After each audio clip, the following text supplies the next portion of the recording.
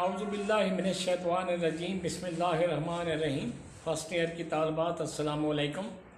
हम मुख्तलिफ़ जो एंथैल्पीज़ थे उनको हमने शुरू किया हुआ था, उनकी तारीफ़ें शुरू की हुई थी।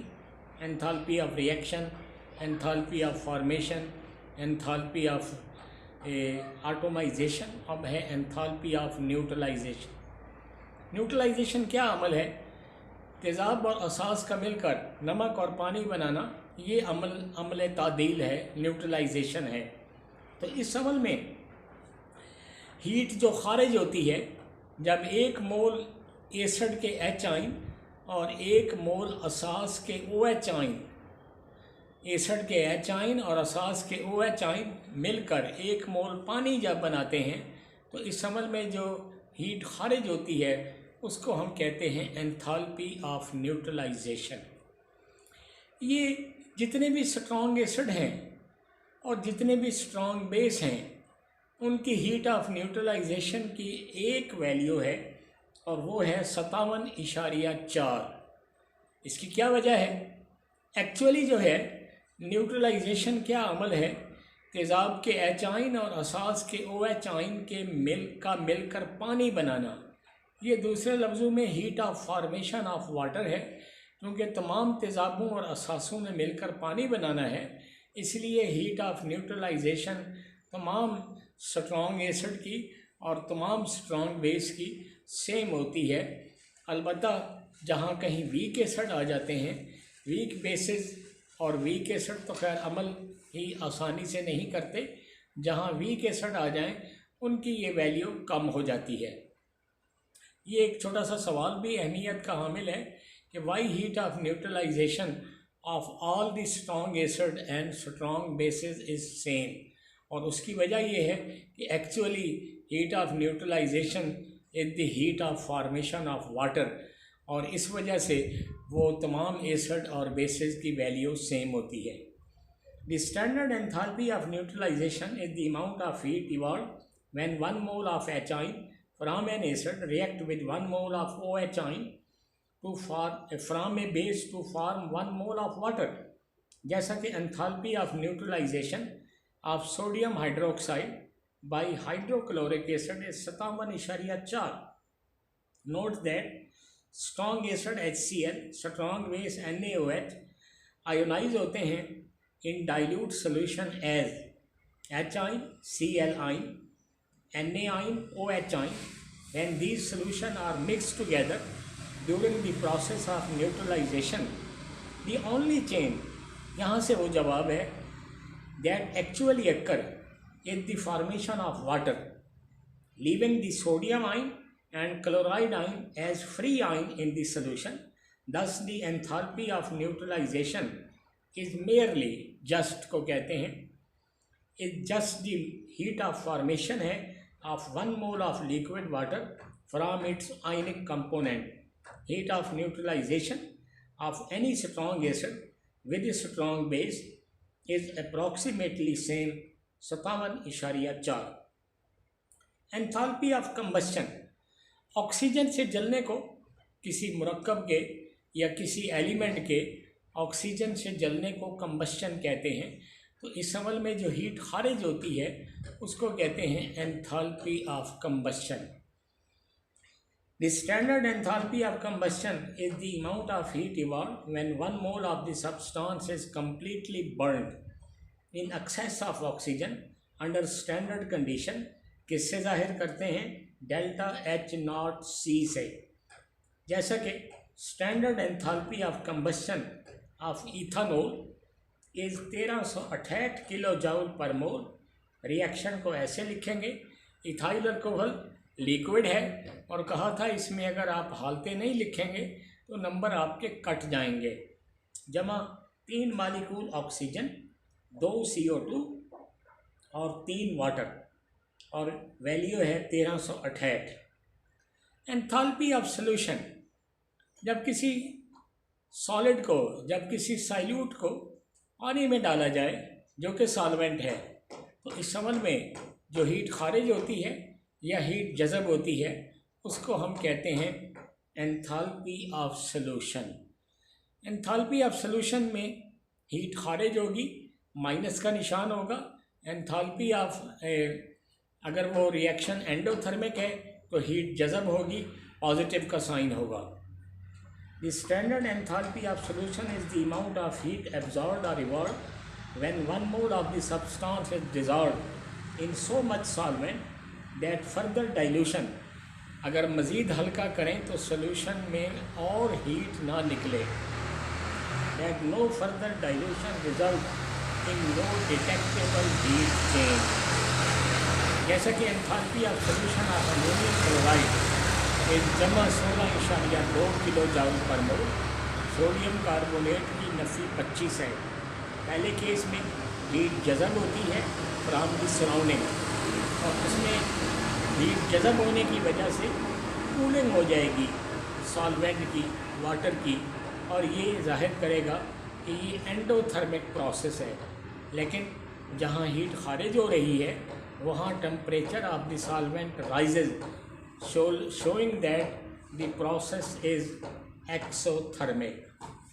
इसके बाद 13वें चैप्टर में हम देखते हैं जो हमारा कल का टॉपिक था वो था half life period.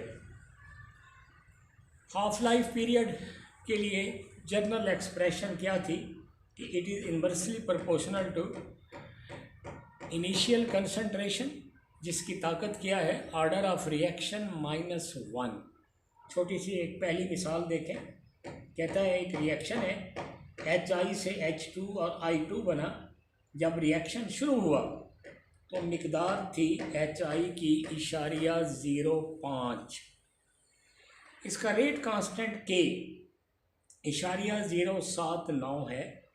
Rate expression क्या है, rate is equal to KHI square, और निकालना हमने क्या है, हाफ लाइफ पीरियड। तो क्या है, ये चूँकि सेकेंड ऑर्डर रिएक्शन है तो इसके लिए क्या था, ये जहाँ हमने वैल्यूज़ लिखी हैं ये दूसरे नंबर पर देखें, A/K। यहाँ पर असल में डायरेक्टली प्रोपोर्शनल को ख़त्म करने के लिए हमने एक कांस्टेंट लगाया है K, आगे A 2-1 या बराबर है 1/KA। वैल्यूज़ पुट करें तो K की वैल्यू कितनी है वो उसने बता दी है, .79 लीटर पर मोल पर सेकेंड। अब A की वैल्यू क्या है, .050 मोल पर लीटर। तो यहाँ से हाफ लाइफ कितना हो गया, 253 सेकेंड। तो इन 253 सेकेंड हाफ ऑफ HI यानी .025, क्योंकि इनिशियल मिकदार कितनी थी, .05, उसका हाफ कितना हुआ, .025 मोल इज़ डीकम्पोज।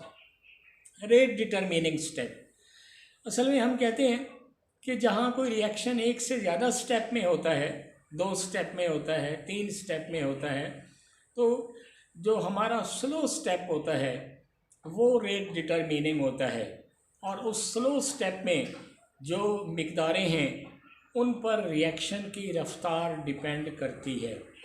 इसलिए केमिकल इक्वेशन जो कि हम बैलेंस मुसावात लिखते हैं उसमें बाज़ औक़ात किसी रिएक्टेंट के मोल 2 होते हैं लेकिन रेट 1 पर डिपेंड करता है, बाज़ औक़ात 1 होता है, रेट 2 पर डिपेंड करता है। तो उसकी वजह यही होती है कि जो स्लो स्टेप है उसमें जो मॉलिक्यूल्स हैं जो उन पर रेट ने डिपेंड करना है। तो finding out the rate equation of A reaction experimentally is very useful. Actually it gives us approximately to look into detail of reaction. ये असल में पहली 2-4 लाइनें जो हैं इनकी कोई अहमियत नहीं है। इफ़ ए रिएक्शन यहाँ से है, if a reaction occur in several step, one of this step is slowest और rate of this step determine the overall rate of reaction. ये स्लोवेस्ट स्टेप जो है इसको कहते हैं रेट डिटरमिनिंग स्टेप या रेट लिमिटिंग स्टेप, और total number of molecules of reacting species जो इस स्टेप में हिस्सा लेते हैं वो हम रिएक्शन में दिखाते हैं। जैसा कि कहता है, ये एक रिएक्शन देखें,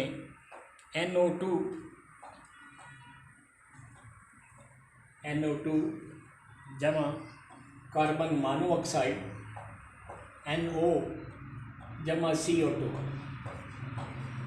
अब इसमें अगर रेट लिखा जाए तो क्या होता है कि NO2 के 2 मॉलिक्यूल पर डिपेंड करता है, लेकिन यहाँ देखें तो NO2 का 1 मॉलिक्यूल है। और फिर आप देखें कि कार्बन मोनोऑक्साइड जो है उसको हमने यहाँ लिखा ही नहीं है। तो उसकी वजह यही है कि this equation shows that rate of reaction is independent of the concentration of carbon monoxide। और असल में क्या है कि ये रिएक्शन जो है involve more than one of this step and 2 molecules of NO2 are involved in the rate determining step। तो प्रपोज्ड मैकेनिज़्म बताया है, क्या है, NO2 जमा NO2, ये गैस, ये स्टेप है स्लो, और इससे क्या बनना है, NO3 और NO। और जैसे ये NO3 बनेगा, ये अब एक्चुअली कार्बन मोनोऑक्साइड से मिलेगा और NO2 बन जाएगा और CO2 बन जाएगा। अब हम देखते हैं कि ये जो NO3 है ये NO3 से कट जाएगा। अब इसी तरह फर्स्ट स्टेप जो है असल में वो रेट डिटरमिनिंग है, और उसमें हम देखते हैं कि NO2 के 2 मॉलिक्यूल हैं, एक ये है और एक ये है, और उसमें कार्बन मोनोऑक्साइड सिरे से है ही नहीं। इसलिए हमने देखें यहाँ कार्बन मोनोऑक्साइड को लिखा नहीं है और NO2 के 2 मॉलिक्यूल लिख दिए हैं। First step is the rate determining step and NO3 which does not appear in the final balanced equation, उसको रिएक्शन इंटरमीडिएट कहते हैं। Reaction intermediate has a temporary existence and it is unstable relative to the reactant and product। This is a species जिसमें normal bond होते हैं and may be stable enough to be isolated under special condition। This reaction is a clear example of the fact that a balanced chemical equation may not give any information about the way the reaction actually take place।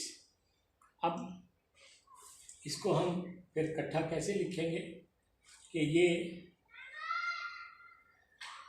ये जो एक NO2 है ये NO2 से cut जाएगा, ये NO3 से cut जाएगा, बाकी NO2 और कार्बन मोनोऑक्साइड इन्होंने क्या बनाया, NO और CO2। लेकिन जो हमारा स्लो स्टेप है उसमें देखें ना तो कार्बन मोनोऑक्साइड है और NO2 के भी 2 मॉलिक्यूल हैं, तो इसलिए जो हमारा स्लो स्टेप होता है उस पर रिएक्शन की रफ्तार डिपेंड करती है। तो बाकी इससे आगे जो है फिर हम नेक्स्ट टाइम देखेंगे। और अल्लाह हाफिज़, अस्सलाम।